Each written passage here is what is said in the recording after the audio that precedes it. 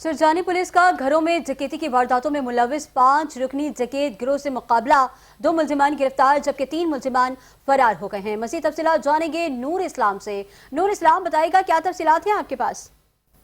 जी देखिए, सरजानी पुलिस और मुलजिमान के माबैन गहराम कोट कब्रिस्तान के करीब मुकाबला हुआ है। पुलिस ने घरों में डकैती करने में मुलविस 2 मुलजिमान को गिरफ्तार किया है जबकि 3 मुलजिमान फरार होने में कामयाब हो गए। पुलिस के मुताबिक मुलजिमान घरों में घुसकर वारदातें करने में मुलविस है और मुलजिमान गहराम कोट में वारदात की मंसूबा बंदी कर रहे थे, जिसकी खुफिया इतला पुलिस को मिली, जिस पर पुलिस ने मुलजिमान की गिरफ्तारी के लिए कार्रवाई की तो मुलजिमान ने पुलिस पर फायरिंग कर दी, लेकिन पुलिस ने हिकमत अमली से 2 मुलजिमान को गिरफ्तार किया जिनके कब्जे से असलहा, मोबाइल फोन, जेवरात बरामद हुए हैं। पुलिस का कहना है कि बरामदा मोबाइल फोन, पर्स और तलाई जेवरात मुलजिमान ने 21 मई की शब गुलशन अब्बास में 2 मुख्तलिफ घरों में वारदात करके लूटे थे।